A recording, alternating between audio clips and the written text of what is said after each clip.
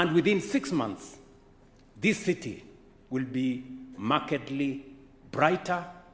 We're going to digitize all the 5,000 government services in the next 6 months. Tumekubaliana ya kwamba kila chief in the next 6 months atakuwa na tablet.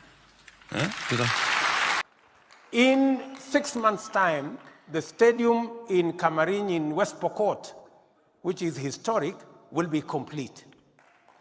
Mimi nataka nikueleze hivi. Nimekuja hapa Mlimani baada ya miezi 6.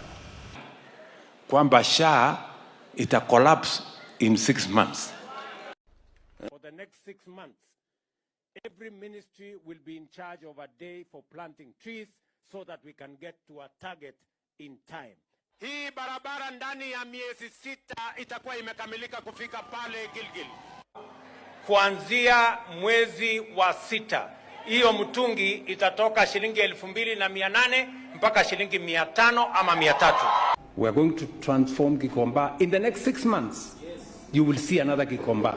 Tena wewe Kasongo unatuma mtu ya standard 6 hapa. Hata kama wewe unadharau Kalonzo na Wakamba, si utafute hata mtu ya form 4 akuje aongee hapa. A gentleman from the village here was telling me how in the last 6 months he has made 500,000.